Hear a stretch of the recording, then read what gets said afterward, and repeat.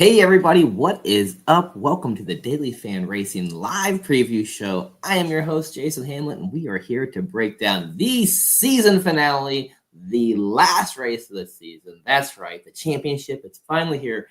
The 2024 season is finally over. It's Phoenix. And with me, as always, from Daily Fan Racing, Ryan Larkin. What's up, man? You excited about the end of the season here? Very. I'm done with NASCAR for the year mentally. And we are so close to actually being physically done with the entire season. So looking forward to it. Excited for us to wrap everything up and get a nice little break for a couple months. You ain't lying, man. It feels like it's been a long haul. I mean, NASCAR always feels like that. It's 36 weeks, 36 races. It's like by the end of the year, like, thank God, it's over. It's the last race. Like right now, I know you don't know this, right? But this right now is like the best time to be in the deer woods, right? So like literally, I swear to God. So literally like the only thing that's been in my mind is like, what betting area am I going to sneak into before sunrise tomorrow morning, right? Is like what I've been thinking about. I have not been thinking at all about DFS, right? So to say I'm mailing in this show, that would be a bit of an understatement, right? I am like texting in this show, like maybe like emailing this show in, like very low effort as far as research goes. And so I hope you brought your stuff. Look at this. We actually have a viewer, Anthony. He does not disappoint us.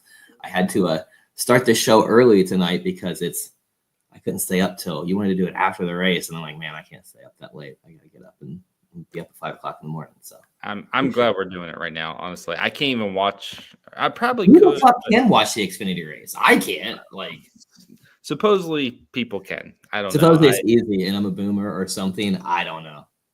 I don't really care enough, honestly. I'm just last week we were talking about this before we started. Last week just helps take the care right out of me. So disenchanted and so unenjoyable at this point NASCAR is. So we're just I'm cool recording during the Xfinity race. I know that Riley Herbst is dominating randomly, so cool. Wasn't going to play him anyway, so the slate doesn't even matter from a DFS perspective, and we can just have some fun on this last show of the year.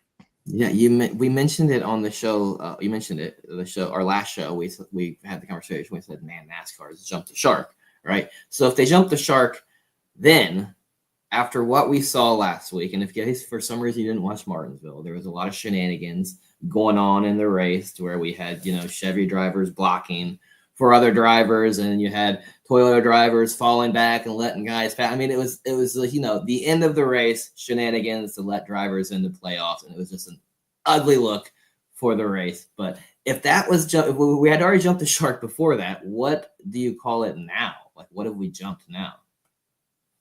I don't even know. It's like vagina, maybe. Yeah, it's the most. Last weekend was, and this is going to be hyperbolic probably to a lot of people, but last weekend was the worst thing I've ever seen. That was absolutely pathetic. To have an entire manufacturer manipulate a race to get a driver into the championship race shows, one, the manufacturers have too much power. Two, there is zero integrity at all with Chevrolet, like zero integrity. What have they done to stop it? Yeah, what is NASCAR going to stop it from happening again? What as a fan, I'm going to be honest. I look at that, I'm like, I want to buy a Chevy. Like it looks so bad for their brand just to get a car into the final that was never going to make it. I don't necessarily mind like a teammate moving over or a teammate manipulating a situation for another teammate. That's one thing. But when you're going to every single one of your 20 cars and saying, we need to manufacture this ending to make sure one of our guys gets to the final, that's just too much. It's just ridiculous. And, this is just a product of the playoffs, though. This is what they wanted. They set themselves up for this. Okay, so you're NASCAR. So how do we fix this? Where do we go from here? Because we have seen, as to its credit, we have seen some good moments in the playoffs for everything for the shit stuff like that we saw last week. Like there has been some great moments in playoffs. Like let's not forget, like the Ross Chastain wall ride, like that was a phenomenal moment on the TV, and that was made because of the playoffs. And then what NASCAR do? They stopped that and they made sure that doesn't happen again. Like, so what's NASCAR doing to make sure this doesn't happen again. And Yep. let's not to mention, like we also saw Ryan Blaney put on a hell of a show driving through the field to win that race. Like that's an amazing story. Like the Logano win, like that was an amazing story. Like that's what like NASCAR wants to see. But then as you get to it and you feel like, well, fuck, now we don't have Kyle Larson in there. We don't have Christopher Bell. We don't have some of these, best drivers who probably deserved it. And it's like, kind of go into it leaving flat. So you're NASCAR. Like, how do we fix this? What do we do? Do we just scrap it? Yeah, I would scrap it, but I also believe season-long formats are the clear best way to do it. There's nothing organic. So. Did you watch wrestling in the late 90s? Yeah, of course. Like everyone else did, right? Yeah. And so they had what was essentially Crash TV, where it just was stupid thing after stupid thing after stupid thing after guy splitting his head up. Then another guy jumped off the ceiling or something. Then some girl was in her bikini, and it was just all nonsense, right? Exactly. And then WCW closed down because no one gave a shit anymore because it was all stupid, right?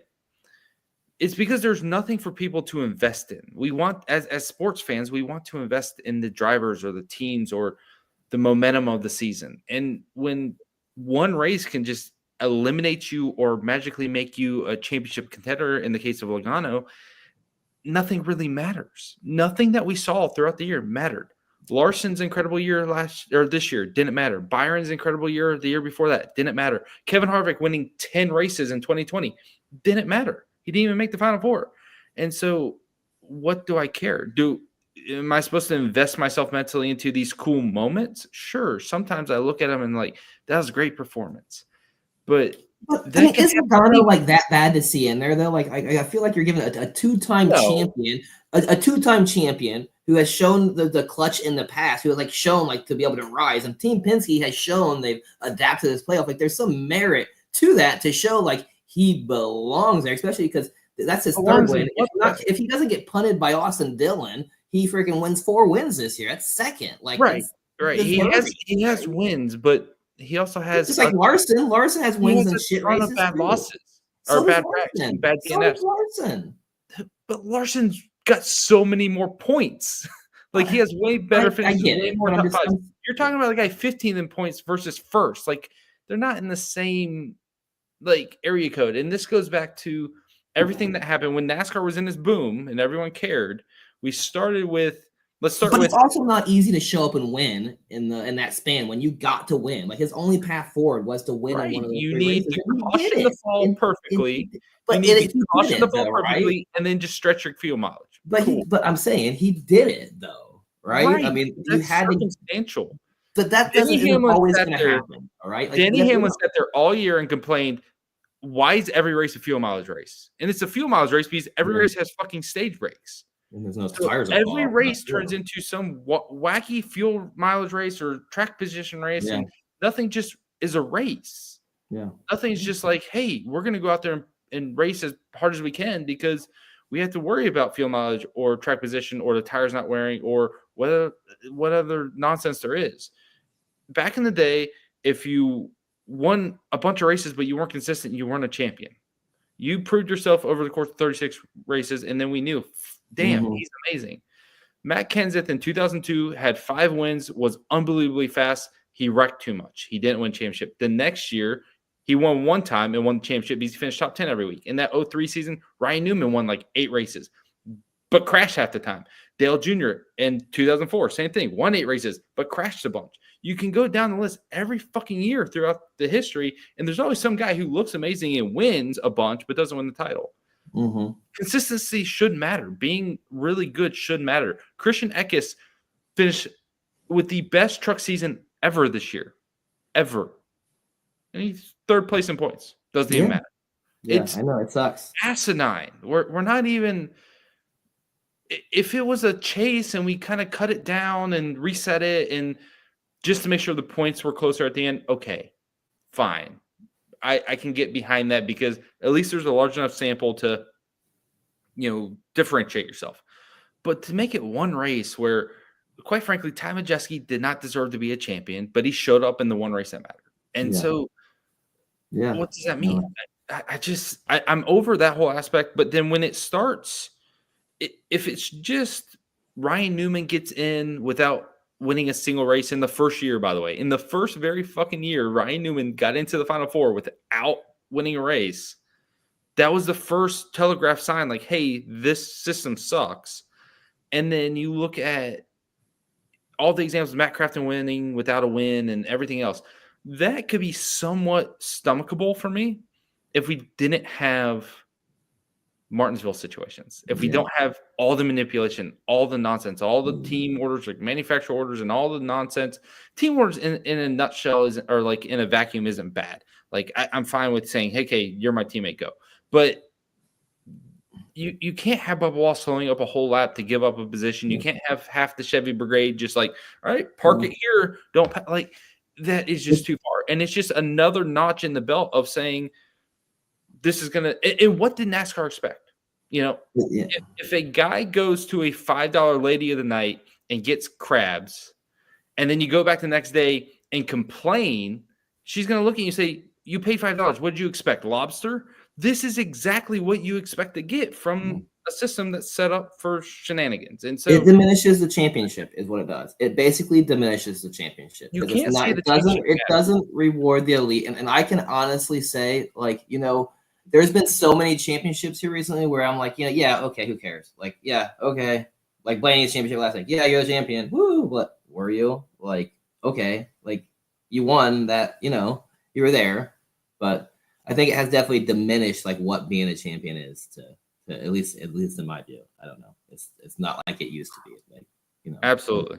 When Gordon was winning, you had to earn it. You had to earn it then. And I think the answer to accommodate this short attention span for society is just cut the schedule down to 26 races and let's go to a full season. And you don't need it. Like things will be close enough still in 26 races.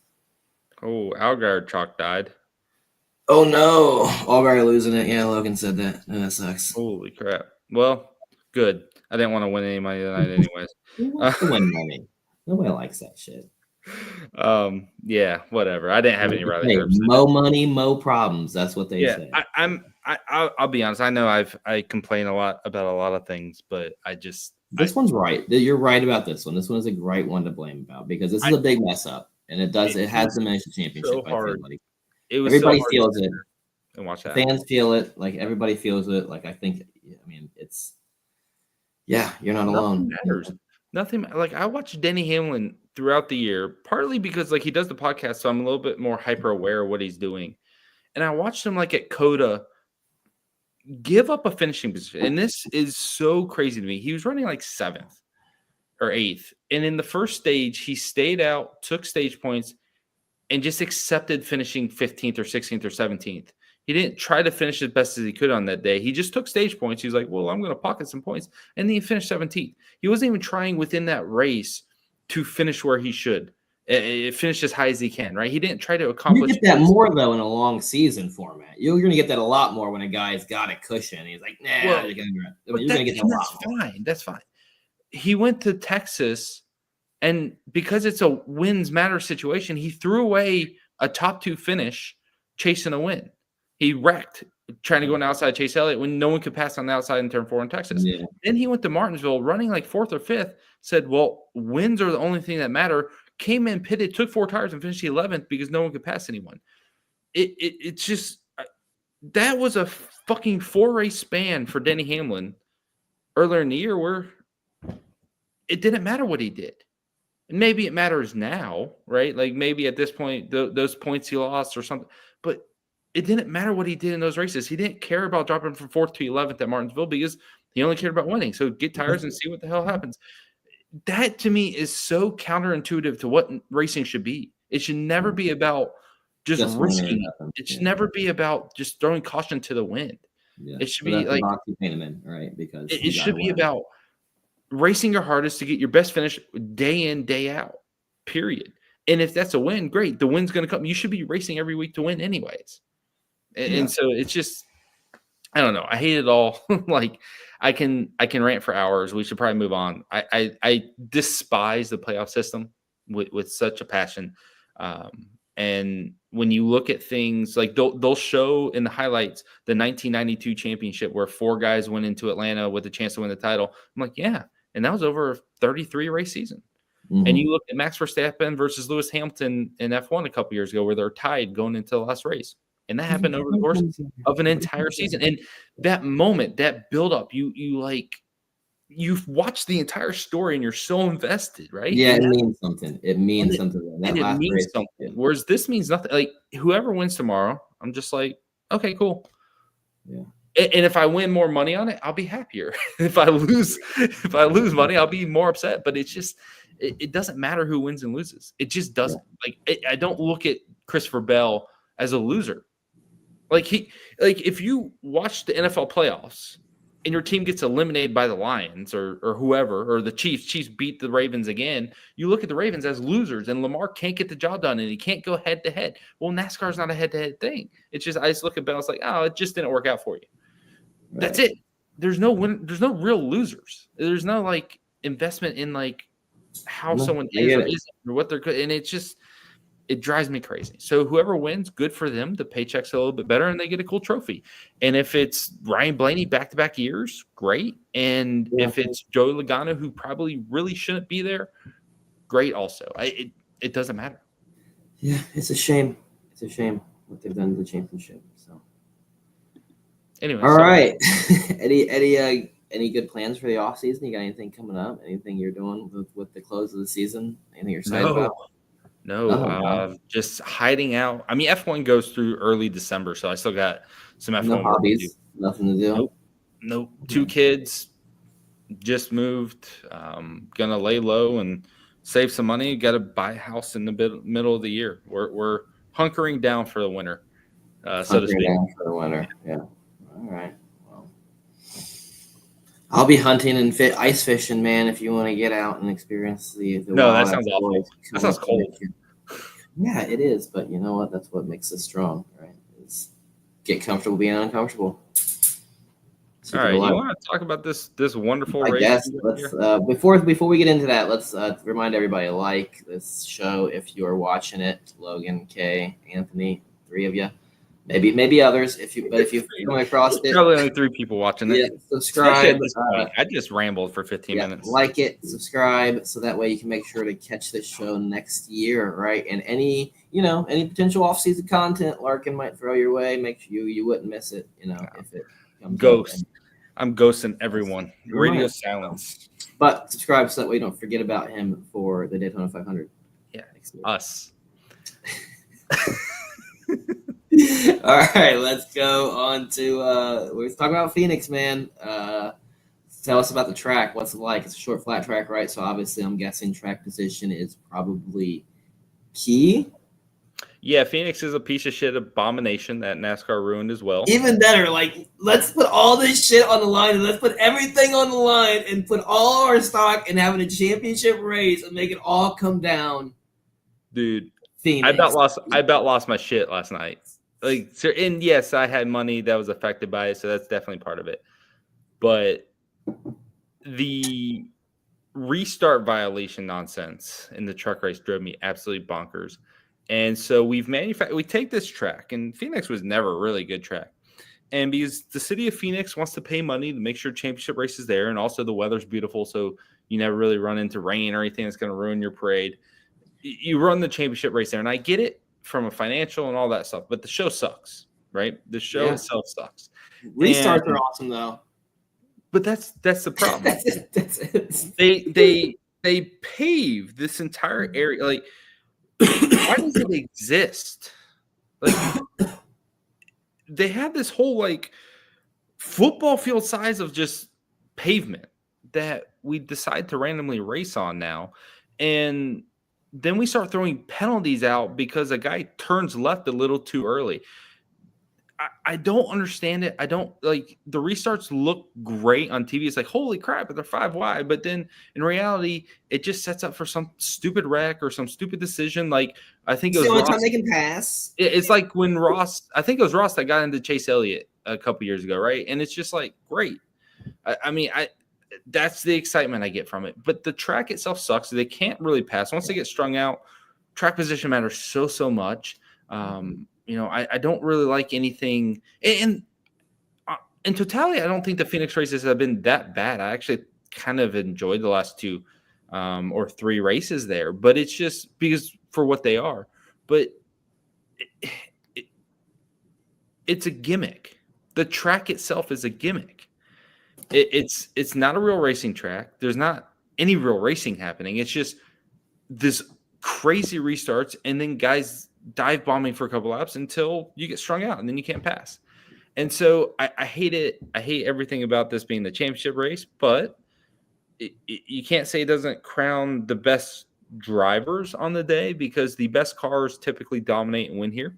So you can kind of put your focus on the guys that look the best, the guys that look great in practice, typically play race really good in the race, and you can kind of get a good understanding of what to expect from practice and qualifying and everything like that. Track position is vital, but you look at the spring race here and you see guys that started 18th. You see guys that started 16th that do make their way to the front because it's a long race. And if their car's good enough, they can get the job done. So, and obviously Ryan Blaney is going to stand out as one of those guys that starts in that range that's probably going to end up at the front.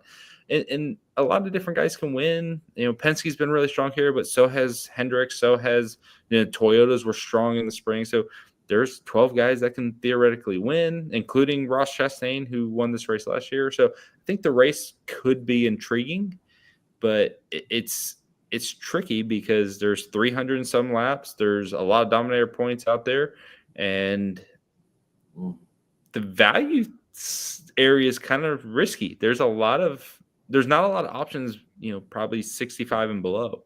So it's a little bit of a tricky thing to go up there and decide how you want to build lineups, because in my mind, I want to pay up for 3 top tier guys, but there's not much at the bottom to make that work. So you're going to have to work on lineup construction. You're going to have to decide if you want 2 top tier, 2 mid tier type deal, or if you're just going to sacrifice chase dominator points and hope you get the right 3 guys. You think it's a 2 dom lineup probably? I've pretty much always liked doing the 3 dominator build. 3 doms here? Okay. So I always give this as an example. And I've probably done it every single time I've done this podcast for Phoenix ever since this race. But back in probably 2020, I don't remember when it was exactly, I had a lineup where I had Harvick, Keselowski, and Elliott, and they all dominated. This might be 2019.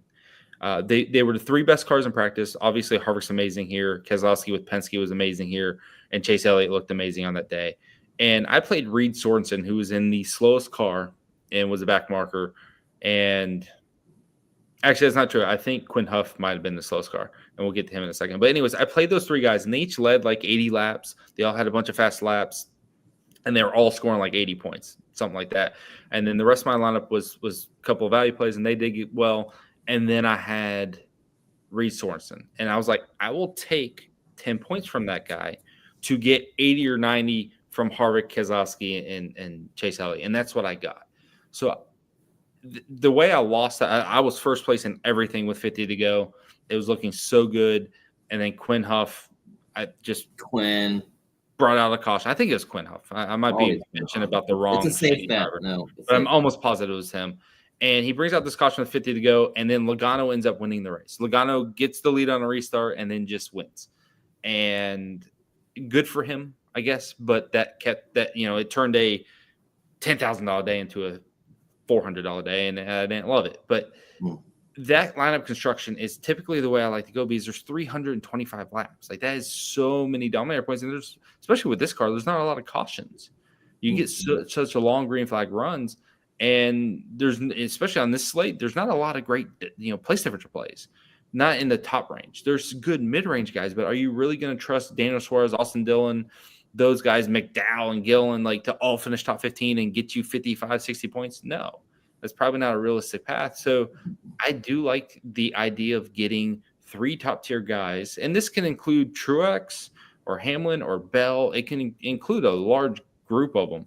But I do like chasing 3 guys that can put up large fast lap totals, lead laps, finish top 5, and put up 80, 90 point score. Dude, I think that has a very good likelihood of happening, and so that's the way I want to attack it. Doesn't mean it's how it's going to work out, but that's the way I like to attack it. The other concept is literally just major dominator, probably Ryan Blaney's the other guy in, and then you're trying to play more place differential plays. And at that point, you're reliant on like Wallace and Keselowski and then hitting another one, and they all have to hit to potentially offset that third high score up top.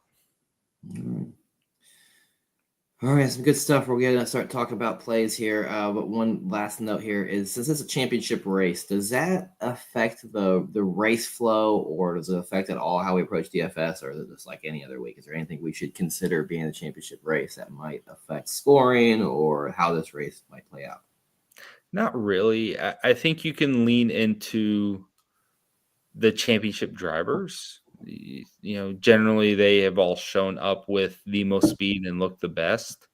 So I definitely think you can work into that. They obviously are priced as the top 4 drivers on the slate because they are the championship 4, not necessarily because I think Bell was the second in terms of odds, as a favorite to win this race. But instead of going off of odds, they put the championship 4 up top. So that kind of throws a little bit of a wrinkle into it. So it's really hard to get like Blaney, Byron, and Logano into a lineup, even though I do kind of I would love to start a lineup like that. Right. But, that's really the biggest thing. They're just going to have a little bit more speed. But that's also because Penske's just great here. They've been great here for 2 years. And then Byron and HMS have also been great here. So it's hard to necessarily say they're only good because they're the championship 4 and they're just preparing for this race a little bit more. They've just been the best team since day one with the next gen car here. So I think you play them because they're just fast more so than they're in the championship. And I don't expect maybe Larson will move over for his teammate, or maybe, but there's not going to be a lot of give and take between other drivers. Everyone's just going to kind of race as hard as they can and, let things fall how they are. Larson's probably the one guy I can see kind of, because he's done it in the past. Like at Homestead, he has purposely not won a race to let the championship guys go at it. We've seen that out of him. So you could see maybe a guy kind of lay over like that, or you can see Ross Chastain like he did last year, just go up there and be a menace. And But that's really the only thing is something like that, or someone like Hamlin kind of helping Reddick out where he can, or something. But I don't expect to really have much of an impact at all, if anything. No shenanigans, right? Like last Nope. week. Shouldn't have any this week. All right, let's start diving into some of these plays, right? Well, I know you touched on, track position being key, but I did want to kind of let's go through a little data that I pulled here of optimal lineups and Data. a little bit of stuff that I pulled while you were talking, right? Just to go we went through some past options. Riley Hurts is still leading. Sorry, I love data. I mean, data is the greatest It's thing. not really data, but from the next gen era, right? If you're looking at the 5 races here at Phoenix and just optimal guys who finished in the optimal lineup. In the spring of this year, we had 5 of 6 guys started inside the top 14. This race last year, 5 of 6 started inside the top 19. Spring of 2023, 4 of 6 started inside the top 15. Fall of 2022, this was the worst, was 3 of 6 started inside the top 16. And then spring of 2022, 5 of 6 inside the top 19. So obviously, he likes that. Something happened good. I cast my MMA lineup. I'm sorry, your stats were great. Save some money, but boil it down to obviously those guys who started inside that top, 16 to 19 range are the guys who are ending up on these optimal lineups. So I feel like when we're gonna we'll go through these guys. Let's start from the top of the starting first, and we'll work our way down. So I feel like the meat and potatoes of this roster structure is going to come in those guys starting in the top half of the field. So let's start at the top, right? We talk about the track position being key. Pole sitter has been optimal in 4 out of 5 Phoenix Next Gen races. The only time they were not was in the spring of this year, and Ty Gibbs was the outside pole sitter in that race, and he was optimal. So starting 1, 2, Truex and Logano. How do these guys rank as far as your dominators for this race? Yeah, sorry guys. My MMA line, I thought I was dead to rights on the MMA cash lineup, and I have no clue how it ended up cashing. So min cashed, huh? Min cash. Well, no, double ups. Double ups. Okay, nice. I don't really do a lot of MMA tournaments. I'm not the best at it. So I very much focus on cash, and that was good. I can't believe I'm freaking 21st in Ironman though. Every freaking week I'm just missing out. But anyways, yeah. So this race, because Dominators points are so important, you really have to put your focus on this decision: Truex or Logano or both, or neither. I guess you can say.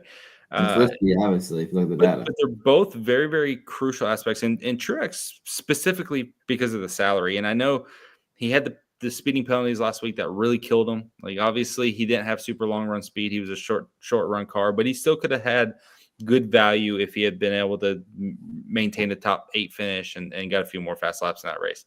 Things did not work out for him. I mean, honestly, when he got that first speeding penalty, he pitted on the green. When he got that first speeding penalty, if that had just stayed green, he would have got a bunch of fast laps and that would have elevated his score. So there was actually another way for him to get bailed out, but the caution trapped him lap down, and then it was just the second speeding penalty killed him. That's not a very likely outcome to happen again. So most likely he's going to run towards the front here. And I think it was last year he finished 6th after starting second, and he had like 25 fast laps. That's kind of what I think his floor is. The realistic range of outcomes is probably a 6th, 7th place finish, maybe a little bit better, but 6th or 7th with a chunk of fast laps, and then maybe a chunk of laps led, depending on how this race start goes. Obviously, Logano is going to be really, really strong, but Logano's got no immediate pressure, right? Byron starting 8th, his teammate starting 17th. He doesn't need to go, and Reddick starting 10th. He doesn't need to go grab the lead lap 1. He can kind of ease into this race a little bit. Now Logano may just go do it, and that's certainly possible. But I think Truex has a very fast car, a car capable of leading the first chunk of this race. And as we're seeing right now with Riley Herbst in the Xfinity race, someone can just go out there, hit and dominate while all the championship guys are running 2nd, 4th, 6th, or what have you. So I think Truex was optimal here in the spring. Truex was optimal. He started 11th, finished 7th, scored 74 points, was 9,800. You get him cheaper here, and he's starting on the pole. I mean, yeah, I think he's going to go very overlooked because of last week. I think last week's going to kind of leave a bad taste in people's mouth, and that's kind of typical. Truex had 43 fast laps here in the spring. Toyotas as a whole were amazing. You had an equal split. Truex had 43 fast laps with 55 laps led. Bell had 54 fast laps with 50 laps led. Hamlin and Reddick led 68 laps each, and then they both had a chunk of fast laps as well. So if you just stack the Toyotas in that race, Toyota show up again though this week, do you think? I know they kind of qualified. I don't know. Yes, to an extent, but then you look at Gateway, and like Penske didn't show up here in the spring, but then they went to Gateway and they showed up. They went to Iowa and they showed up. And then they went to Martinsville last week and showed up. So it's just weird because I looked at it. I didn't realize that Toyota, you mentioned there four of their 6 guys were optimal. No, 4 out of 6 optimal drivers in the spring were Toyota, but that was the first time a Toyota has been optimal here at Phoenix in the next gen era. So 4 races prior, nobody. They were fantastic here in the spring, but I kind of feel like it could be a bit of a lie, and we've seen that through the first 2 years here. And Logano and Blaney, I don't think were good in either spring race. Not like bad, but not elite. They didn't show elite speed, but then they showed up and dominated the championship races both times. So I think there could be just kind of a flaw in thinking Toyotas were good earlier. But then you look at practice, you look at 10, 15 lap averages. Hamlin looks fantastic. Truex looks fantastic.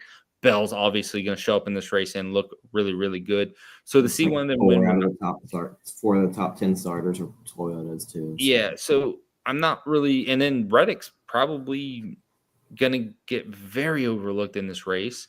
And while the Toyotas as a whole might get overlooked because Logano and Blaney and even Byron, who's looked really good all weekend, are going to get so much attention. I think all those guys are in play. And Truex is the first question because it's like, do you want the pole setter? Do you want to risk what happened last week? Do you want to risk a 35-point score? Or do you want to chase the 65-point score? He opens up salary, and that's really the biggest scenario with him that interests me is paying $9K for a guy that can score 65 points would be fantastic. Maybe he gets to 70 or 75. He does something like he did in the spring. That'd be amazing.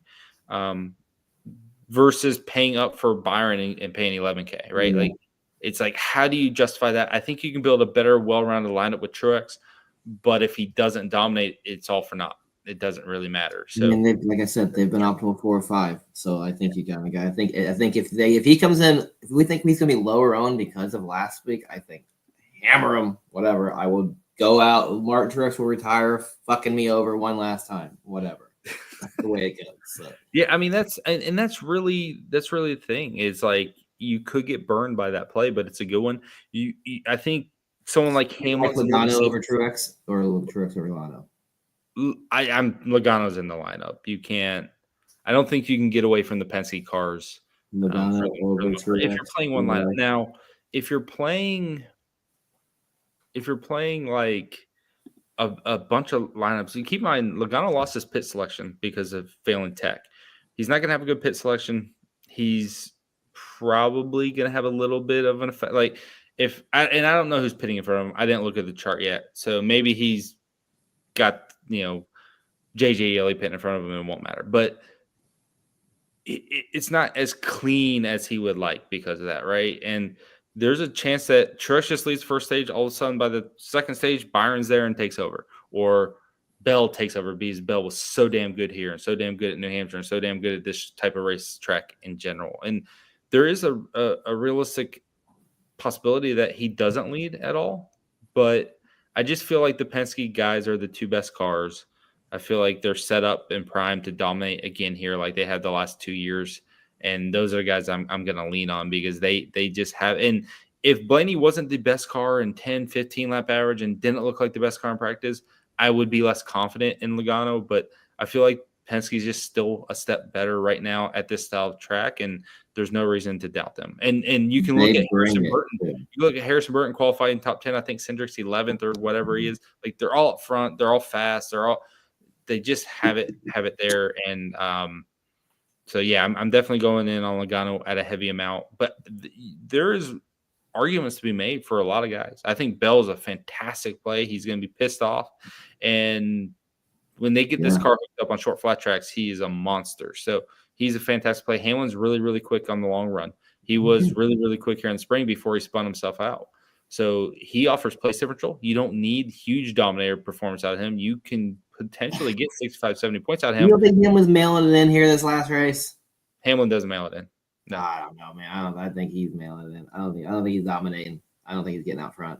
He doesn't need to though. That's the only thing is if you don't think you said there's 300 laps and he don't got to get out front. You don't think? You said 300. We got to get. Can he get 30 fast laps? Oh, he's 9,800. So I guess he's not. He's not. Can he get 30 fast laps? And if he can get 30 fast laps, and he can finish 11 here. 11 if he can finish fifth, score 40 points for finishing fifth, or I guess that's 39. Another 10 points in place differential. Another 15 points in fast laps. I'm sitting there at 65 points with Hamlin as my third best guy in the lineup, and he's cheaper than Byron was, and he matches what Byron does or whatever. I think that can work. I don't think – and his floor is probably like 50 points. I also think he's the guy that's going to just let the championship guys race. The championship guys are leading. I don't think it's going to push. He can finish fifth. He can be the best of the rest. Yeah. He can be the best of the rest. And so that's more of a contrarian play, maybe. Contrarian play, less risky. But if he scores 65 points and finished fifth because he had 30 fast laps, would you be shocked? He was the best car on long, like 20 laps into the run. He looked 8 guys went on that one. But yeah, he was second in 15 lap. Yeah. Yeah. So and sometimes guys can take off for the first 5 laps, and you can watch their average like Logano's 15 lap average. He's high up there, but Truex and Hamlin closed on him, right? That you can see that those guys are running better 10 and 15 laps into the run. So perhaps that carries over. And that was the same thing we saw from Blaney last week at Martinsville. It's just like, okay, that 20 and 30 lap stint by Blaney in practice looked so damn good that it just forced me to play him. And it didn't matter that he wasn't as good early in the run because I was like, when he gets going and there's going to be a 100 lap run here, he's going to be the best guy. And that's what the case was. And so there's a very good chance that Hamlin and Truex, even though they don't look P1 and P2 in all those categories, 30, 40 laps into the run, they're the best cars, just like all the Toyotas were in the spring. So as much as I'm on Blaney and Logano, I do think it's smart to pivot to those other guys and not put all your eggs in one basket. All right. I know we jumped over some guys here. We've said a few names there, but let's where you got Logano as your top guy so far we've talked about. Do you have Bell over Logano, under Logano, over Truex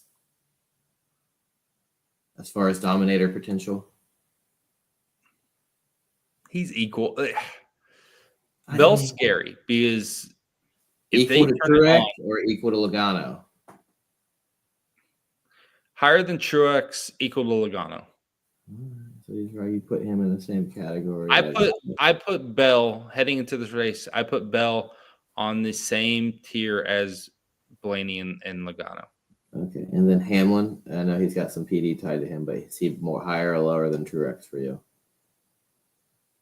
Safer as a play, not as much dominator potential. That's a safe answer. It's my job. No, I don't think it is. All right. Let's go. We've skipped some guys. Like I said, this next row here, second row, and Ross Chastain. Skip a lot of guys. Our boy in here, right? Ross Chastain, optimal in 3 of 5 Phoenix races. You talked about him winning this race last year. Do you have some shares of Ross Chastain at 9,300? If you like Truex starting first for 9, yeah. What's that? I don't ever think Ross is ever the guy heading into the race, but if he was, I wouldn't be shocked. Obviously, Larson, same thing. If Larson goes out there and leads, you're not going to be shocked. So Chastain's been so good here. I think he's going to run up front all day. He's the type of guy that will force it to the lead, right? So there's just like last year, he doesn't really give a shit if you're running for the championship. He's going to block the hell out of you. He's going to try to run as good as he can. And so, I do think he can win. And I do think there's some similarities to Nashville in this one. And I think that's – I would love someone smarter than me to truly break that down. But I feel like there's similarities to Nashville and how this track runs. And I think that team has something at those two tracks that they really don't have anywhere else. And so I do think Ross has a lot of speed here and that he probably goes overlooked again. It's a tough one because I do have him like 8th out of the list, but it's a very realistic 8th. And so I do really like Chastain. I like a lot of those guys, and it's hard to pinpoint because you can visualize all of them doing it. And that's what do you think about starting line with Truex and Chastain, 9,000, 9,300? No one's gonna play it. So and you're cheap as shit. Huh. All right. Oh, who you like, Chastain or Larson better there in that spot for Chastain? Okay. And I don't know why. I don't know. Do you have both of those guys behind the Logano, Bell, Hamlin, Truex group? Yes. No. Yes. Okay. But not far. Not far. Okay. That's the biggest thing with this next gen car is it's minor differences, right? And if any of them get the lead in the pits or on a restart, they can lead 50, 60 laps. And so it's so hard for me to be like, that's a bad play, that's a good play, that's a good play, that's a bad play, because realistically, they all can do it. And I definitely think if you have a large portfolio and you're playing 40, 50, 150 lineups, whatever, you kind of want coverage to all these guys. But if we're playing one, we got to make some decisions. So you got to make some decisions for us. So let's as far as let's row 3 here. Let's talk about these guys here. Chase Elliott. We don't have to go row by row. Fuck. You don't want to talk about Chase Elliott, Ty Gibbs? I mean, Chase Elliott's been optimal here. I don't want to. And that's exactly when Chase Elliott's going to dominate because he did it a couple weeks ago. Yeah. And Ty Gibbs was optimal here in the spring, and we like Toyotas. They're all fast. I mean, I don't think as soon as I say I don't like someone, they'll dominate, right? And so, but no, we I don't like Elliott. I don't like Elliott and Gibbs. I don't think they're going to really factor into things. And you certainly wouldn't put them ahead of a Larson or a Chastain there. Okay. Nope. They just don't really have that dominator equity for me. Okay, we talked about Bell already. Byron, we kind of touched on him a little bit. He looks like he's got the second best driver rating here in the next gen era. So, do we think Byron shows up and puts the haters to bed this week, or what? I don't know. Yeah, maybe. Honestly, just don't see clutch. He's very, very good. He's very, very good here. A lot of their success has come in the spring race, though. He's been good in the fall, but like his dominating performance came in the spring. And so, what was that? 2023? I can't even remember. He led 95 laps in this race last year. Did he really? Mm-hmm. I don't remember that. I finished fourth, first, and sixth the last 3 races.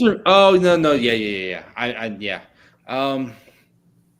He's obviously really good. I'm probably gonna force him into the one lineup thing. I'm probably gonna force him in. It's into your one lineup for 11,000. You're gonna over Logano and Blaney. Can't play all 3 of them. You're going to play all three? 11, 11-2, and 10-8. And this is what I started. How are you going to fit that? That's you can't fit that. That's 6. That's over. Yes, you can. I've already built it. I've already built it. Oh my God, man. We're going to talk about this because I don't think that's going to work. I started this by talking about Reed Sorensen, did I I not? know that, but you better get fucking comfortable with Jed Burton. He might not turn a lot, but you. All right. I'm just kidding. We're not playing Jed Burton, but that's. I don't know. They're just high price. Like I can't. I mean, I know there's a lot of laps. That's the dilemma I've been going back and forth about for my league. So I have a league, and half the people that watch this are in it anyway. So you guys will probably know what I'm doing, but. I want to play those 3 guys, and I've wanted to play them all weekend, but the salaries make it difficult, and that's why paying down for Truex makes sense. That's why paying down for these guys that cost $900 or $9,300 makes sense because it frees up salary, so you're not just playing. I think I was forcing in Kaz Gralla, which I'm not too disappointed in Kaz Gralla if he gives me 20 points. If it means William Byron gives me 80, cool, right? Yeah, I don't know. I'd much rather start Truex, Logano, Blaney than right. But that's the whole conversation I'm having with this one lineup, and that's the conversation we kind of have to have with lineup building in general. But Byron's a great play. I think he's going to be good. I wake up tomorrow and I might feel better about it. Right now, I think Blaney's the guy to beat. I think Logano's the second guy to beat. I think Bell's going to be really, really difficult. I think the Toyotas as a whole might be better come race day. But Byron's one of 8 guys that is a legit dominating 100 lap potential, and that should be respected as well. Where do you rank Byron at in that? Blaney, we got Blaney at the top. We haven't even talked about him he's yet. 4th. For me, he's behind Bell, Logano, and Blaney, but he's above Hamlin, Truex. Yeah, but he is. Oh man, yeah. Bell's just a little. Truex. I mean, the pole sitter's been so good though here. Yeah. I feel like that's got to give him some more shares than a Willie B. But I don't know. I don't disagree. There's definitely last race magic maybe for Truex. I don't know. It's tough, but this is the decision, right? This is what I'm going to personally, because it can mean where I'm at. It can mean I win $900 in my league, or I win $400. So because Truex is 3rd in 20 lap, right? I mean, so Truex he was fast. Fast lap, second fast lap, second 5 lap. He kind of slowed down in 10 lap, but then it started getting back again, 15-3, like you expect from Truex. So he's going to have a long run speed. If he holds the car and there's no caution, he is going to just eat laps. They might blow it at the end of the first stage of pit stops because that's what they do, right? But as long as he stays in top 5, he should be good. I don't know. I feel like we've had the same conversation all year, but it's been us arguing opposite ends. We've been back and forth in that same conversation. The pole sitter, you argue against it, I argue, whatever. Figure it out. Decide you want to play him or not. That's your guys' call. Yeah, don't put this on me. I'm literally today. I'm lounging because this big old beanbag chair. Got it at Costco, by the way. It's wonderful and comfy. It's the only piece of furniture left in my house. So I'm just chilling, having a wonderful time. Jason grilling me about which Dominator I like when I purposely said they're all good. I know, but we gotta make big picks, man. That's what people are tuning in for. People are not tuning. People know. No. Oh yeah, that is a fallacy. That is an absolute fallacy. You think they want you to tell me there's 12 guys that are good? I will never just give these are the 4 guys to play. And absolutely not. There's too much variance and too much nonsense in NASCAR to be like that. That's why I like doing the rank. It gives the gauge. I like doing the rank because it's giving the listeners an idea of who are playing one. And that's why I like to do it that way. I know I'm putting you in a box here, but it helps answer that question because some people are only playing 3, and it's okay, I played one of this guy, one of this guy. Well, who's that other guy I got to play? Doing this will help that. All right, chat. I need to chat. How is Algar 6th now? Wasn't he 2 laps down? what the hell happened? Oh my God. I don't have the CW, so I can't watch, but that is unbelievable. Right up. He's winning the champions. No, Custer's 3rd. That's crazy. Lucky caution. All right. Let's Riley talk Hurst about. led every lap tonight, basically. I Holy want crap. to touch while you're talking about that. Let's cover Ryan Blaney because we've talked about him a lot. I know he starts down. We haven't got to there yet, but he is obviously top best play on the slate for probably everybody. Right? He's been optimal at Phoenix 3 of 5 next gen races. He's finished in the top 5 in all 5. He started 15th in this race last year for 11,300. He was optimal with 72 points. He's a little bit cheaper, starting 2 positions back. Right. I mean, Blaney's best play on the slate. It's hard to argue with that. Everybody's going to tell you that. Right. Okay. Smash it. So we should cover that before we cover this guy, Tyler Reddick, the other championship contender that we have not talked about. How do you like old Ty Dog, who has been optimal here twice? Both times he was optimal, though, he was 8,500, and now he is 10,500. I'm not really interested in Tyler Reddick at all, which probably means he's going to be the best player. Nothing really says he's going to be good. No. There's nothing that stands out for me.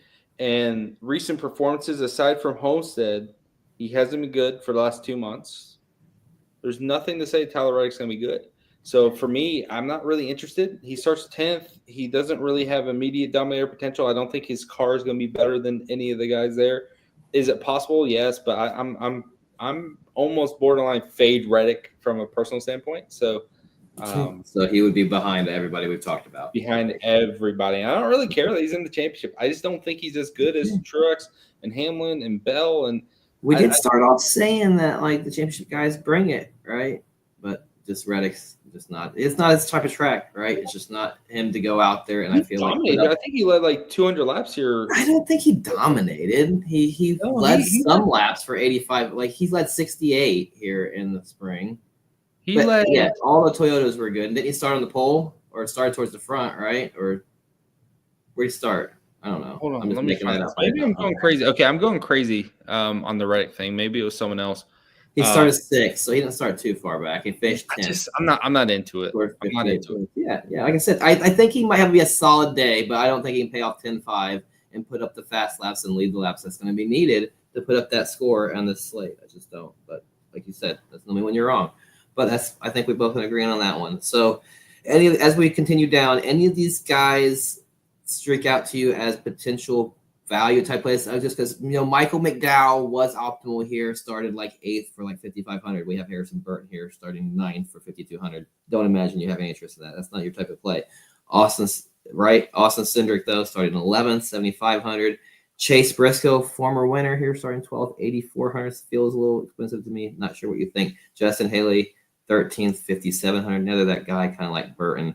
And Hocevar will throw him in this mix as well. I didn't really realize you were going starting grid. Starting grid. I was looking at salaries. All right, yeah, we can do starting grid. I told you starting grid. We start on the top. I said that the meat of these. We've talked. The meat of the scores have been in the top 16, 17, right? So these guys should be the guys that are going to pay off, right? So who is it? I really like Cindric. One, Penske, good speed here. He obviously won Gateway just by running top 3 all race. I think he does have top 10 potential. It's not super comfortable, but I do think he has top 10 potential. The issue is the price with him.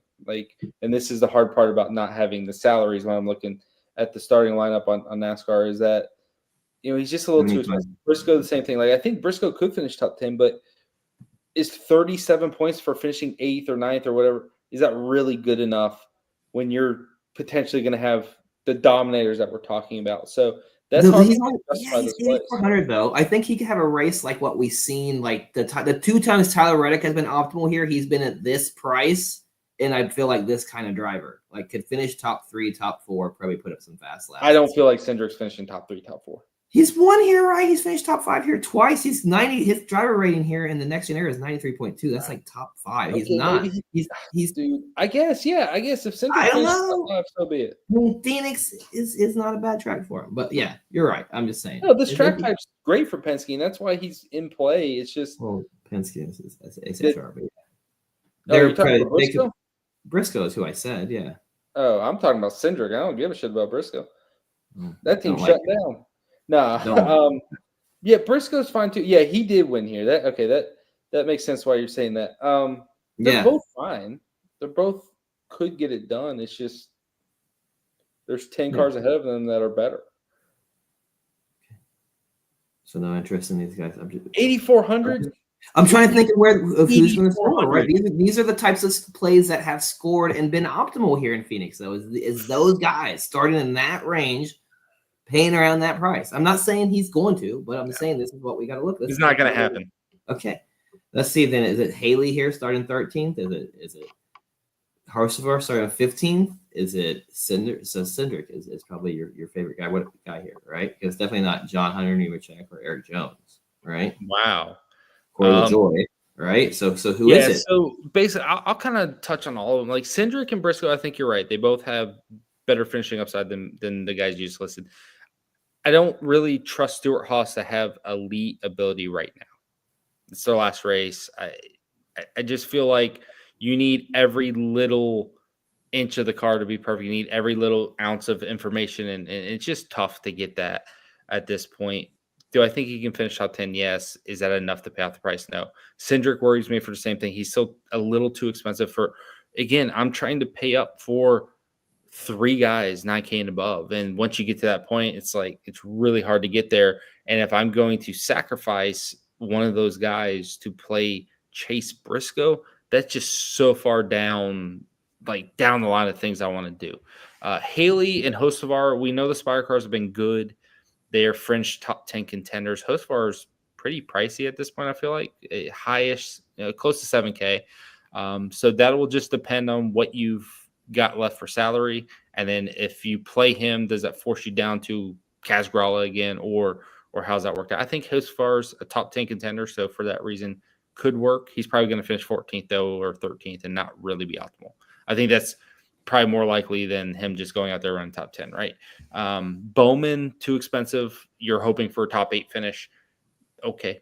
Probably happens, once every 30 races. So maybe you can work that in. And again, this is to be optimal. Like, I think Hocevar could have a good day. I think Briscoe and Cindric and Bowman could have good days.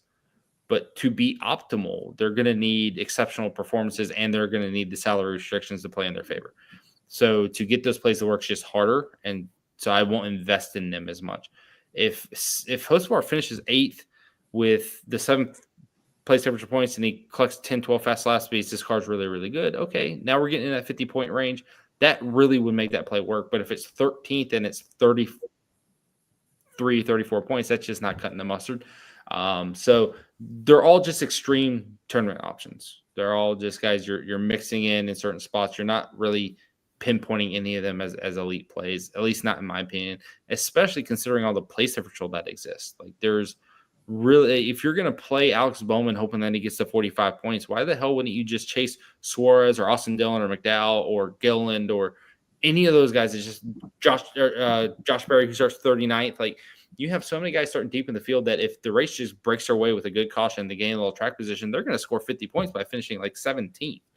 And so I feel like those are the plays. One of those guys are probably going to pop. And they're probably cheaper than Briscoe. They're cheaper than some of those guys. So I don't know. I'm just kind of in on I'm kind of in on differential, right? That's what the numbers say. You could chase place differential. So yeah. I'm probably more into place differential. Nemechek, I'm not really into. Jones, I'm not really into. Where are they going? Yeah. Where are they? I don't like those guys. They've ran 30th for the last 6 months, so now they're all of a sudden going to be top 10 now. And then LaJoy, I think that's kind of a no-go too. He just starts too high. Could he finish 15th or 16th? Sure. Yeah. In which case, yeah, if you want to hope that LaJoy does have a really good race and gets you 30 points, I guess he's cheap enough. So LaJoy you can mix in because of pricing, I suppose. I guess that says he was 6 in fast laps now in practice. Okay, what about Gragson or Hemrick here? I mean, are we? So we have. There's a lot of guys that we didn't have not started or we don't like, right? From about 9th to about so far 20th, right? 21st. Gragson. Do we like Gragson? A green white checker to decide the Xfinity Championship. Fantastic. Oh, great! Somebody's going to get wrecked. Someone's going to get wrecked off fuck out of. Where's everybody at on that? Allgaier's third, Custer's fourth, Hill's fifth. Allgaier is winning right now the championship. Yeah, he's winning the championship. Oh my god! And then the caution, of course, he's getting punted. Allgaier. That's the way it goes. Austin Hill's gonna full send that. Yeah, and Allgaier is going to get fucking wrecked because he was going to win it, and then the caution comes out. That's how things go for Allgaier. So yeah, sounds about right. How about GGR being 9th, 10th, and 11th at Phoenix? I've never seen that before in my life. That's unbelievable. Didn't we say that in the spring with them? Didn't we say, like, good God, who would have thought? No, Chandler Smith dominated here. Okay, I don't know. I'm okay. Yeah, no, it's good. Like, I've never seen them bad here, and they're just dog shit tonight. Which we said that a week recently, where it's like, who? Yes, no, that happened recently too, where it's just like, wait, what? Yeah, where did? Yeah, okay. There's many programs struggled this year. Like, I know they got a bunch of wins, but there's been signs of some fall off there. But anyways, back to If you don't like Greg, do you like Gregson? Like, if you don't like him, then you don't like Hemrick, or you don't like Johnson, right? So Gregson's tough piece of price. It's just like, what are you getting out of him? If he does what he did in the spring, then yes, I think he finished top 10 here in the spring. But it's. I mean, you should be able to look at your past optimal here and see what he did. Finished 12th, but he had a chunk of fast laps in that race, I think. He just looked really good in the spring. So if he has that kind of speed and starts 21st and finishes 12th, like, yeah, but it's still a pricing game with him. I'm not sure. He wasn't optimal in the spring. What's that? He was not optimal in the spring. It was not. Okay. I just remember him being top 10, and I think it was right after he was running top 10 in that race. He was like top 10 at Phoenix or Vegas. He was top 10 a lot at the beginning of the year, and I'm just like, okay, is Noah Gragson good? I just remember that being a thing in the beginning of the year, but it's just hard. I don't think it's a bad play, but again, it's like, does it fit salary wise? And then can he have a top 12, top 10 finish? It's not super likely, so probably light on him. Hemrick's interesting. So Hemrick's super cheap, and Daniel Hemrick's also really good here, and I think he's a legit top 20 contender. So if we just look at him from the perspective of being super, super cheap, and you need to save salary, and he finishes 17th, which would score, 17th is going to score 26 points plus 5 place differential, so 31 points at his price. There's a very good chance that's contending for the optimal. And that to me is very, very plausible. He's, I'm telling you, very good at this track. And we spent the first half of the year playing Hocevar and playing those plays in that 57, 56, 55 range.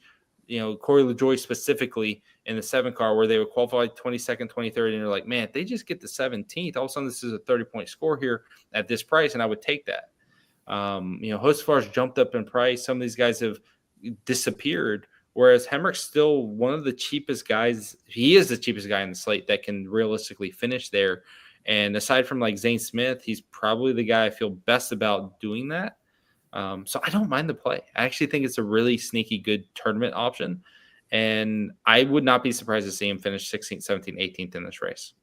Okay. So Daniel Hemrick over all those guys that we mentioned before. So I'm just checking. Well, and that's the thing. Like, if you just go by starting lineup, it seems asinine. But if you're going by salary, it's different. I get it. You gotta save salary. There's not good salary savers. There just aren't. No, I get it. You're gonna save some money if you're playing all the big guys. Yeah. What about we know Jimmy Johnson, but okay. So what about Chris Buescher here? He's been optimal in the last 2 races here at Phoenix, right? And top 5 in both those races. 82. Looks like he's the fastest of the 2 RFK drivers in practice, starting 24th. Yeah. So we can talk about Buescher, Busch, Keselowski, and Wallace all together. If they have great days and they finish top 15, they're going to score well. Then again, it's still going to be determined based off of, do I need dominators or not? Do I need the guys that score 80 points, or are there only 2 high-end scores, and then I should be paying down to these place differential guys? I think Buescher runs decently. I think Keselowski runs decently. It just all depends on how the race shakes out. They're fine plays. I think Wallace is the best of the group. I think Busch is probably the worst of the group. But if I was going to pay for a mid-tier guy, it's probably going to be Bubba Wallace. And I think he's actually the cheapest of the group, if I'm not mistaken. So you also kind of get that. Yeah. So I would definitely play Bubba Wallace ahead of them all, but they're all viable. Bubba ahead of Keselowski and Busher? Mhm. What's screen? Just practice speed? Is that what it is? Or Practice speed, starting position, salary, recent finishes, everything. He was 16th, 10th, and it 14th. just looks like Busher is the clear cut best play here. I don't know. Just we're looking at historic records here, top fives, and It's okay. You're wrong, but it's okay. I mean, what am I looking at as wrong? He looks like he's fast. He's like You're not wrong. So it's there only a was $400 difference, and it's 5 position differential. Like I think Busher is a guy that can finish, top 5. I don't think Bubba's going to finish top 5. I don't think anything suggests that over the last few months. That's my issue, and maybe that's closed-minded thinking, but I mean, yeah. RFK lost something at some point this year. They just lost something, and meanwhile, I got a Toyota starting 29th that's quick in practice, who's been really solid here. I just feel like that's the better play. But you're right. I mean, if you go off of the last 2 races, Busher has the more upside. So I think that's fine. I just feel like in this race, given practice speeds, Toyota as a whole, 29th, it just Wallace feels better to me. He feels like he can hit 50 points at a very high rate. Okay. Doesn't mean Busher can't do it. It's just I like Bubba more. Yeah. I Busher hasn't, like, to be fair, like RFK hasn't always been great, right? Like they were the speed they showed earlier, but he seemed to have showed up here. But Keselowski, obviously don't like he would put behind probably Busher and Bubba, right? Yeah, but not by much. I mean, Keselowski's actually good here, but dude, they've fallen off the last few months. They obviously are getting rid of Matt McCall as a result. I expect Jeremy Bolins to go over there. RFK just kind of fell off, so what it's about hard for me to get behind him right now. Derek Kraus 4,800 starting 26? No, Like nope, that's not cheap enough. No, it is. The issue is we have there's 2 things we haven't touched on. There's a full field, so there's 40 cars. The floor is a lot lower for everyone in this race. I don't like Derek Kraus. I don't think he's a good driver, so I don't really like the play. If he qualified 30th or something, I'd be a lot more apt to play him. He's just not very good. I don't really know what to expect from him. His best finish on the year is 28 in his 5 starts. I think he can finish 28th again, but that's not a good score. The only thing you're doing that for is the price. I'd rather have Kaz Gralla, honestly, than Derek Kraus. Yeah. Okay. Kaz Gralla. Okay. What about Zane Smith here? 5,900 starting 28. I mean, he's the chalk down low. Yeah, he's the chalk. Yeah. Pretty fast in practice. Yeah. Top 20 upside per usual, and does it with place differential and cheap price tag. He is the best play down in that range on paper. That's play. As we get down in this range, I do want to point out here. As I touched on, and this kind of goes to your point a little bit about how you're talking roster construction, right?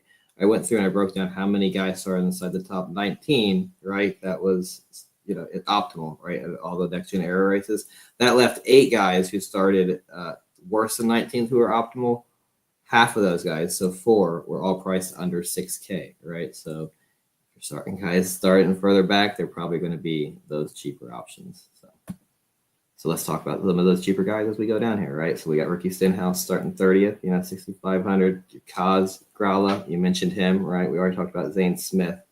I guess you just want to roll down and talk about all these guys here, and who do you like the best in this, 30th on back range for value? Or do you like guys who maybe above that 5K, that 6K, right? Not Burton, not Fincham, not Yaley. Push them to the side.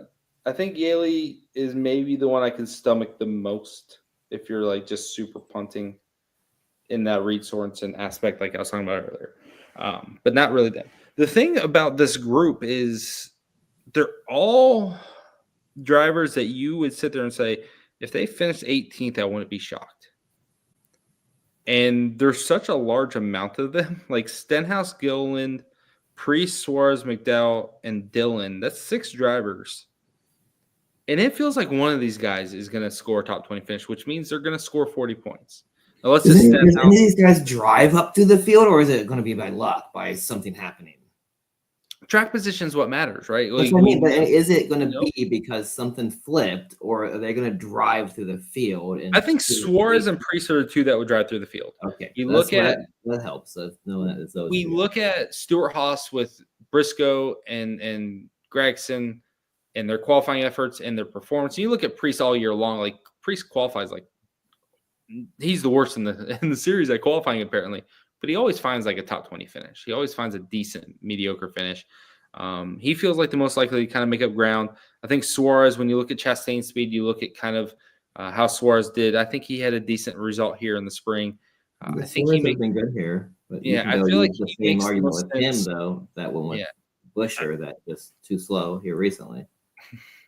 I feel like Suarez is just probably the most likely to drive up there. Gilliland's look good at times. McDowell looks good at times, but they both look awful this weekend. Like practice qualifying, they just look slow. But it again, because these cars are so tight in speed, all they got to do is kind of get track position. All of a sudden, they're a good play. So it's hard to write any of them off. I think Priest and Suarez would be the two I'd play the most, just off pure pace. Dillon looks pretty bad this week, and then you also see Kyle Busch looks rough. So it's really hard to be like, I want to get down on those guys. But I mean, Austin Dillon from 36, that like it's like, man, could that work out? So there's a large crop there. I think the biggest question becomes salary, because you see a lot of place differential there, but you're still paying $7K for Dillon, 72 for Suarez, 74 for Josh Berry starting 39th. If they were 6,400, they'd be slam dunks. But now it's you have to sacrifice a dominator to get them. You have to sacrifice something up top salary wise to get to them. Now, if you're playing, but you're probably not paying up for them Busher at that point or something like that. And so if you're chasing three top end guys, you can't play here. You can't play with these guys at a high rate. So you're not going to get as much ownership on them just because of that. Now, if you play only two up top, two dominators, then you can play more in this range. Then you could play like a Busher, Suarez, and a Priest all together, or maybe Barry instead of Priest or whatever. But then you're stuck with only two up top. You need them to be the right two, and then you need all three of those plays to hit 50 plus. And that's that. You're asking mediocre drivers. I mean, let's call it Priest, Suarez, Austin Dillon, like mediocre drivers, not great drivers, to finish 17th, 16th, finish top half of a cup race that they're starting 35th for a reason. So it's tough for me to get completely behind it. It's not obviously a high variance track. Usually long green flag runs, not a lot of carnage. So for the most part, I would think that there's not a lot of opportunities for them to make that up through just strategy or anything. And they could go a lot down early, which would get them behind the eight ball. And so that's the risk you take when you're playing these guys. Barry's the safest because he starts 39th, and you would think, okay, he's going to get to at least 30th. But they had some damage from that crash in qualifying. It might not race as good as a result. He started at the back here in the spring and busted as chalk. So you don't want to be too heavily invested in any one of these guys. I think Suarez and Priest are the best two plays if you can afford them. But it's just going to be dependent on how you put the rest of your lineups.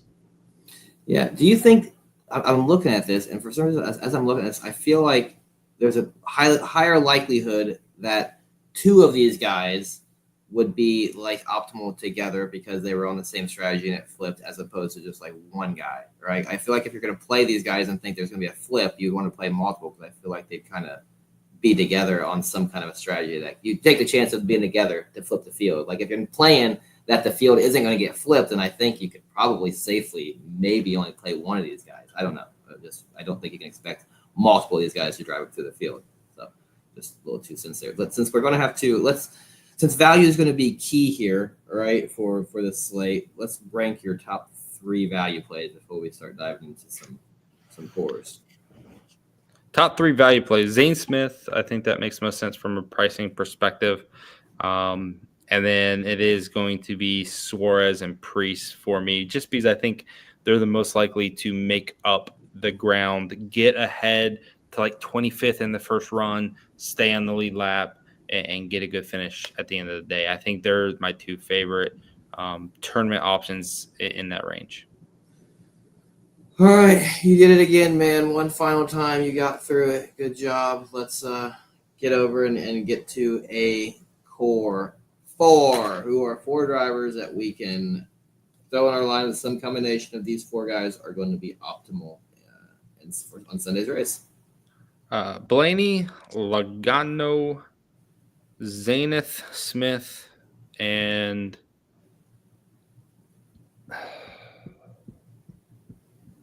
Martin Truex. Martin Truex, MTJ, I like it. All right, let's give me your poor four guys that we don't want to play this week that we can go ahead and fade because they're going to suck. Chase Elliott, you can make me look stupid again.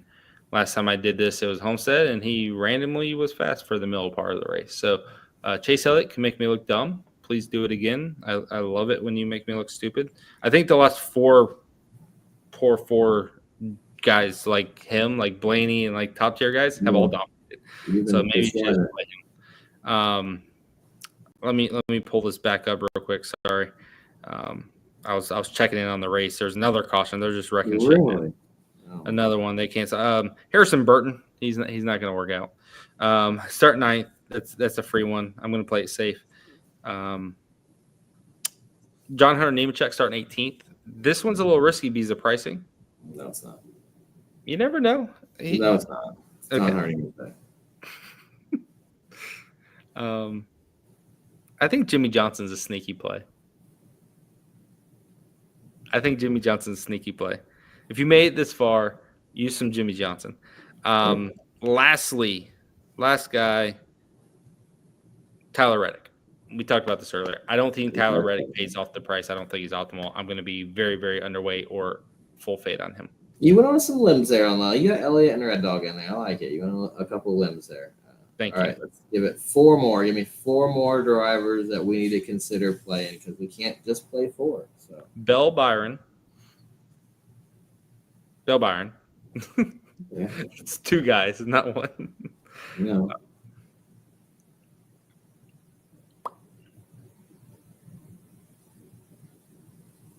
Bubba Wallace and Daniel Hemrick. Are you that allergic to playing Daniel Hemrick? I guess, man. Don't be freaking saying that Daniel Hemrick bullshit in here. I'm gonna pull up something real quick because I want to. And it might be hard for me to do this. So Daniel Hemrick he was 28th here earlier this year. I don't know why. I don't remember. Before that, 17th, 21st, and 18th at the Cup level. Good equipment. He was subbing for Bubba Wallace when he got suspended, in 2311. So decent 2311 car in their first year. Not great, but decent. I feel like he got picked for that ride because he was with JGR, obviously, but because he was also decent here. But when you look at his Xfinity races here, he obviously won the championship here by being good at this track. He was right there with Cindric and was able to move him. I think he has shown the ability to run top five here a lot at that level. That's a different level, but and so even dating back to his first races, he's always run good at this track. So I feel like he's got the ability to finish top 20, and it's a low owned play. Not a lot of people are going to be on it, but if you need the salary, I think it can work out. We've seen in this car, when the ability lines up with a colleague car like Dinger at times, where we see that car run, spectacular top 10, right? So, I mean, even Derek Cross qualified 26th, right? Yeah. Like, there's some speed in the cars this week that they're qualifying 22nd and 26th instead of 30th and 32nd, right? So they're a little bit better maybe on speed, and I don't know, maybe something weird will happen. Track position is key too. So even if he holds on to the lead lap, right? Yeah, that might be the big key for him. So, all right. We need a winner. Let's give us a winner, and if it's different from who wins, they're going to win the championship. I'm going to need to give it both. Give me a winner and then the championship winner. I only need one. It's Ryan Blaney. Yeah. Goes back to back, huh? Yeah, he's too. That team is too damn good on this track type. They're just too good. I mean, he dominated Gateway. He dominated Iowa. He dominated last week. He's dominated this race last year. Like, he is the freaking guy. The only guy that's close to him is Bell. I think Bell could come in, pull the upset for the race win, but in terms of the championship, it's Blaney needs to lose. I like it. I agree. That would be my pick as well. At least a Penske driver of some sorts is probably going to Justin Allgaier is our champion. Wow. Wow. Shocker. The most undeserving champion so far this weekend. Allgaier is? Do you want me to rant on this one? I can rant on Justin Allgaier? Undeserving? Allgaier. Yeah, he's had a lot of bad wrecks, right? Is that what it is? A lot of. I mean, he's been fast. I think he has 9 coming into this race. I think he had 9 top 5s. 9. Oh, wow. And that may seem good. I don't know if that's. No, what I feel like he's 9. been better than that. I don't know. And I think he has 2 wins. Yeah. He took the best car all year long. And they were week in, week out. They were the fastest car on average every freaking week. Yeah. And he wrecked it half the damn time. He has 9 top 5s. Maybe it was 10 top 5s if he finished. I don't think he was top 5 last week. It just wasn't. You go look at his record. It's not good. That's true. Yeah, he felt better from watching. And he was fast as shit. But everything was stage points. Everything was stage points. If he doesn't win the regular season championship on stage points, he's not even a factor for championship. He was not even close. Those points carried him to this point. It was his average finish is bad. He only had 9 top 5s. When I worked at JRM in 2009, Brad Keselowski wrecked the first 4 races. We had no top 10s first 4 races. The final 31 races, he had 22 top 5s. And back then, it was Carl Edwards running every race and Kyle Busch running every race, and Denny Hamlin would run. And it was all Cup guys, Kevin Harvick and all those guys. And Brad Keselowski in the JRM car finished top 5 22 times. The difference. Now Justin Allgaier's got 2 guys to beat. It's Cole Custer and Chandler Smith occasionally, and he's got 2 wins or whatever. I don't think he's a deserving champion because he wrecks all the time and he doesn't get the finishes. And you have a fast car that shouldn't equate. Having a fast car and getting stage points should not equate to you being champion. But he got it done. They went to his best track and he got it done. So good for him. Done. Champion. Finally. Yep. Great year for him. So I'm sure there is definitely, but to be fair, I bet you there are years where he dominated and did good and I should have won and didn't win. But yeah, I do think there are other years. So this can balance out the there you go. The year maybe that he should have, right? So I guess in that that's fine. He is not deserving of this championship. I'll stand by that. All right. What do you want to tell people? Anything? Final thoughts before you go? Any last bit of advice? You won't be seeing them for a few months. Thank God. And I'll be fading away into the abyss forever. I'm gonna disappear. I'm exhausted of NASCAR in general. But no, thank you for if you did make it this far. First off, but thank you for joining us throughout the year. Thank you for watching me and Jason talk nonsense half the time.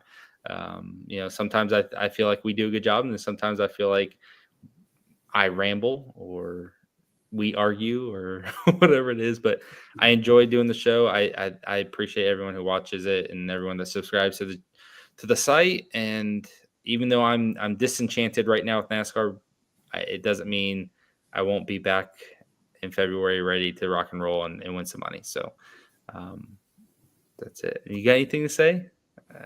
Any speeches, retirement speeches? No, I'm not doing more retirement speeches. I probably won't be back for a show maybe next year. Probably not going to. Probably going to That's a lie. fade off into the abyss and not do anything. So that's it. It looks like Logan won his fantasy this year. So yes, probably had nothing to do with us, but yes. Maybe he said it. Hopefully, he probably said his roster early before the season started. So we need to answer James' question if he's still asking, because I saw earlier and I totally forgot. Who do you think will have the better finish? Not DFS related. Do you have a thought here? Cindric, Briscoe, Busher, Haley, Bubba, or Priest. I would probably go Briscoe. Okay. Best finish? Yeah. I'd go Briscoe. Who would you go? I go Cindric, but I think Briscoe's fine too. There you go. That's a tough one. Like that, when I look at that, I'm like, oh. It's like I don't like Bush. I don't like Haley. Although Haley's been quick and Spire's been quick. I guess that's not outside. I don't really think Priest gets it done.